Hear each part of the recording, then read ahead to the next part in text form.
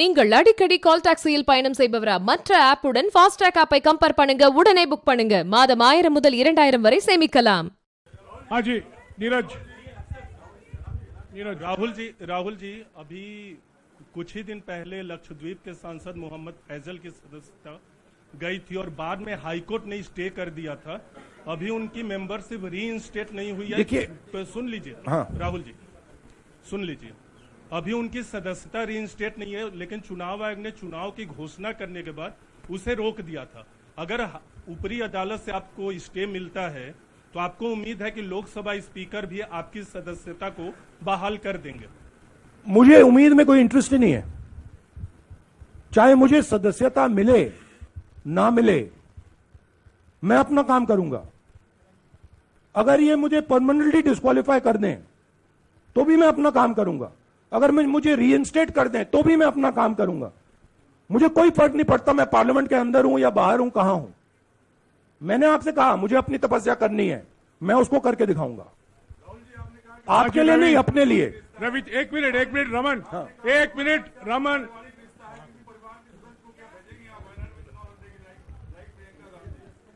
It is not up to me, it is up to Congress president कौन जाएंगे.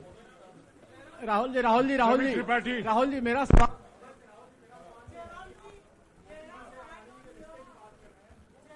आपके यहाँ बैठे हैं. हाँ. दोनों मुख्यमंत्रियों का भी अडानी जी से रिश्ता है, उनके साथ लेन देन का मामला, उसका कहा जाए धंधे का मामला है. लेकिन क्या धंधे का मामला क्या बात कर रहे हैं? ये धंधा रोकेंगे ये लोग? जिनके पास जो भी स्टेट का उनके साथ नाता है, जो भी बिजनेस चल रहा है, वो बिजनेस रोका जाएगा क्या? देखिए, सिंपल सी बात है, आप डिस्ट्रैक्ट करने की कोशिश मत कीजिए. 20,000 करोड़ रुपए अदानी जी की शेल कंपनीज में कहां से आए? आप इंक्वायरी कीजिए. अगर बात निकली कि हमारे चीफ मिनिस्टर का पैसा है तो इनको जेल में डाल दीजिए. अगर बात निकली तो किसी और का पैसा है तो उसको जेल में डालिए. हाँ Siddharth sir. Rahul sir please. Madam एक मिनट. मैडम आप लोकतंत्र को समझिए. ये जो पैनिक रिएक्शन इन्होंने किया है नरेंद्र मोदी जी ने, इससे सबसे ज्यादा फायदा मिलेगा विपक्ष को. ये इन्होंने हमें हथियार पकड़ा दिया है. ये आप बात समझिए. ये मोदी जी पैनिक में आ गए कि बात निकल जाएगी. ये 20,000 करोड़ रुपए किसके हैं, डर गए, घबरा गए. इन्होंने पूरा सीक्वेंस शुरू कर दिया. ये विपक्ष को सबसे बड़ा इन्होंने हथियार दिया है. राहुल जी, क्योंकि जनता के माइंड में अब एक सवाल आ गया है कि जनता जानती है कि अदानी जी भ्रष्ट व्यक्ति है. अब जनता के माइंड में यह सवाल उठा है कि इस भ्रष्ट व्यक्ति को हिंदुस्तान का प्रधानमंत्री क्यों बचा रहा है. यह मतलब अब सब कुछ बीजेपी के लोग, नरेंद्र मोदी जी सब कुछ इस व्यक्ति को बचाने के लिए क्यों कर रहे हैं. दूसरा सवाल, बीजेपी के लोगों ने कहा कि अदानी पर आक्रमण देश पर आक्रमण है. मतलब इनके माइंड में देश अदानी है और अदानी देश है. बात समझिए. राहुल जी मेरा सवाल आपसे ये है कि जब आप ये फैसला सामने आया, आपको मैक्सिमम पनिशमेंट जो है इसमें जो हो सकती है वो आपके लिए मुकर्रर की गई. इस बीच कई लोगों ने ये भी कहा, आपके पार्टी के भी एक सांसद ने कहा कि कम से कम जज को ये देखना चाहिए था कि सामने जो शख्स है वो एक गांधी परिवार से आता है. इस पर आप क्या कहेंगे? और आपको लगता है मैक्सिमम पनिशमेंट जो है आपके केस में, मैक्सिमम पनिशमेंट आपके लिए मुकर्रर की गई, क्या आपको इसके पीछे क्या कहना है आपका? वही मैंने कहा, अगर डिस्ट्रैक्शन करना है, मैक्सिमम पनिशमेंट की तो जरूरत है. मिनिमम पनिशमेंट से बात थोड़ी बनेगी. मैं तो सोच रहा था भैया 5 साल होते, 7 साल होते, 10 साल होते, वो भी मिल जाता. मुझे क्या फर्क पड़ रहा है यार. Rajdeep,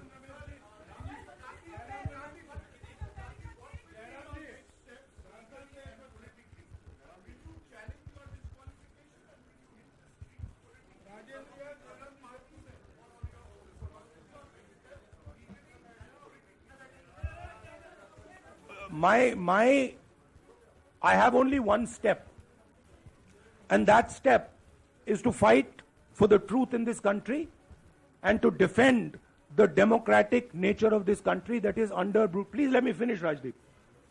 Unless you want to answer it for me. You do that also sometimes. Yeah. So my job, as I see it, is to defend the democratic nature of this country. And I will do whatever I have to do. Whatever I have to do to defend the democratic nature of this country. What does that mean? That means defending the institutions of this country. That means defending the voice of the poor people of this country. That means telling the people of this country the truth about people like Mr. Adani, who are basically exploiting the relationship they have with the Prime Minister. Yeah, Pallavi, please 1 second, let's go. Look, see, these are legal matters. It makes me no difference. I told them, it makes me no difference if I'm disqualified, not qualified, whatever. It makes me no difference.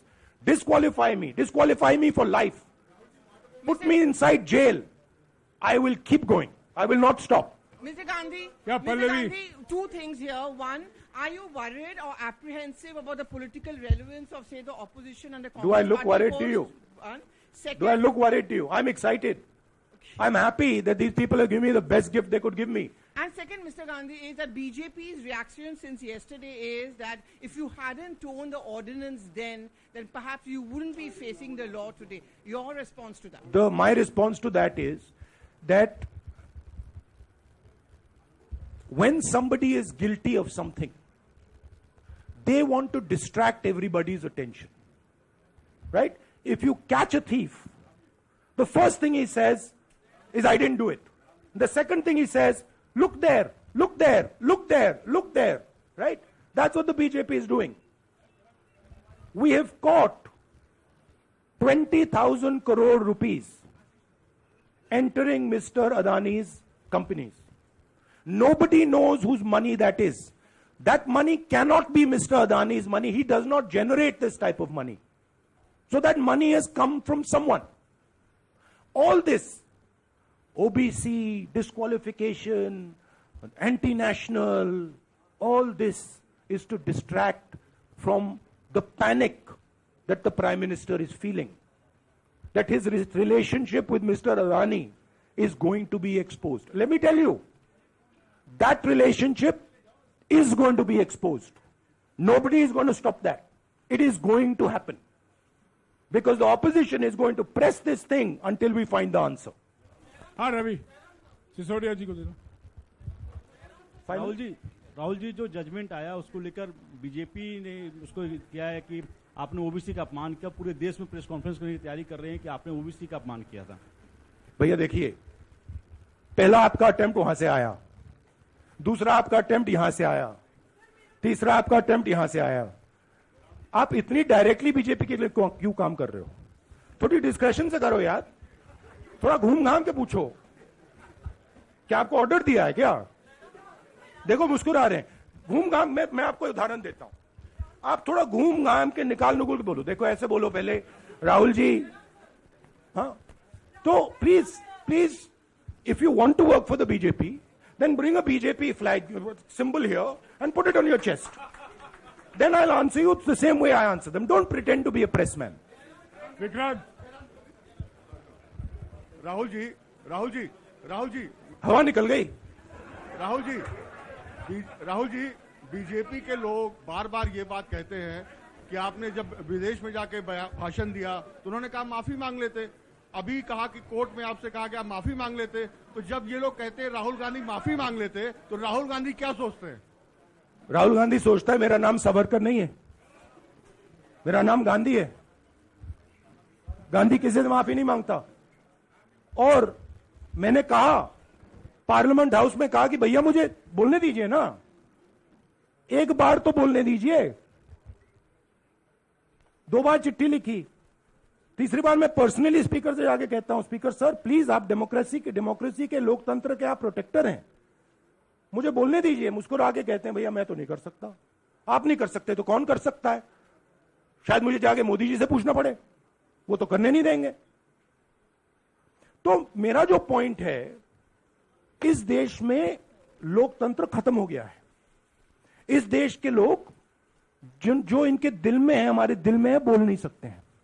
इस देश के institution पर आक्रमण हो रहा है, और उस आक्रमण का मैकेनिज्म क्या है? उस आक्रमण का मैकेनिज्म नरेंद्र मोदी जी और अदानी जी का रिश्ता है, वो फाउंडेशन है।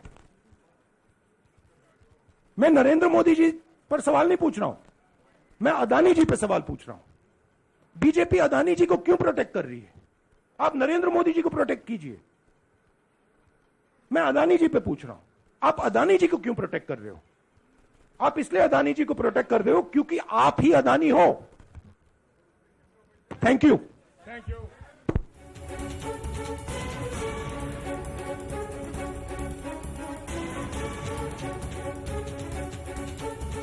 ராகுல் காந்தி செய்தியாளர்களை சந்தித்த காட்சிகளை நாம் பார்த்தோம். எம்பி பதவி பறிக்கப்பட்ட நிலையில் ராகுல் காந்தி செய்தியாளர்களை சந்தித்தார். தகுதி நீக்க விவகாரத்தில் அடுத்த கட்ட நடவடிக்கை தொடர்பாக ராகுல் காந்தி செய்தியாளர்களிடம் விளக்கம் அளித்தார். நாடாளுமன்றத்தில் அதானி குறித்து பேசியதன் எதிரொலியை உணர்கிறேன் என்றும், தேசத்திற்கு எதிரான சக்திகளை போராடி முறியடிப்பேன் என்றும் ராகுல் காந்தி பேசியிருக்கிறார். பல்வேறு விஷயங்களை ராகுல் காந்தி செய்தியாளர் சந்திப்பில் பேசியிருக்கிறார். முழு விவரங்களை செய்தி வடிவில் விரிவாக பார்க்கலாம்.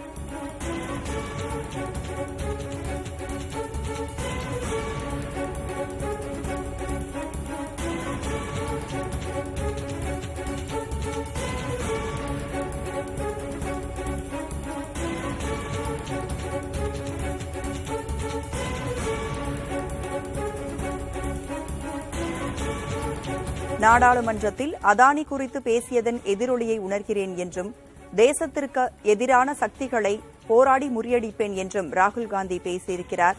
அது மட்டுமின்றி ராணுவம், விமானத்துறை தொடர்பான குற்றச்சாட்டுகளை ஆதாரத்துடனேயே முன்வைக்கிறேன் என்றும், பாஜக அமைச்சர்கள் என் மீது பொய்யான குற்றச்சாட்டுகளை முன்வைக்கின்றனர் என்றும் ராகுல் காந்தி செய்தியாளர் சந்திப்பில் குறிப்பிட்டு பேசியிருக்கிறார். ஜனநாயகம் பற்றி பேசும் பாஜக அரசு மக்களவையில் பேசுவதற்கு என்னை அனுமதிக்கவில்லை என்றும், மக்களின் குரலை பிரதிபலிக்கும் நபராகவே நான் இருக்கிறேன் என்றும் ராகுல் காந்தி செய்தியாளர் சந்திப்பில் குறிப்பிட்டு பேசியிருக்கிறார். என் மீது எடுக்கப்பட்ட நடவடிக்கை தொடர்பாக மக்களிடம் நியாயம் கேட்பேன் என்றும், ஜனநாயகத்திற்கான எனது குரலை யாராலும் ஒடுக்க முடியாது என்றும் ராகுல் காந்தி தனது செய்தியாளர் சந்திப்பில் பேசியிருக்கிறார். அதானியின் ஷெல் நிறுவனத்திற்கு 20,000 கோடி ரூபாய் எங்கிருந்து வந்தது என்றும் அவர் கேள்வி எழுப்பியிருக்கிறார். நான் பேசுவதைக் கண்டு பிரதமர் மோடி பயப்படுகிறார் என்றும் ராகுல் காந்தி தனது செய்தியாளர் சந்திப்பில் பேசியிருக்கிறார். நீங்கள் அடிக்கடி கால் டாக்ஸியில் பயணம் செய்பவரா? மற்ற ஆப்புடன் ஃபாஸ்டாக் ஆப்பை கம்பேர் பண்ணுங்க, உடனே புக் பண்ணுங்க. மாதம் 1000 முதல் 2000 வரை சேமிக்கலாம்.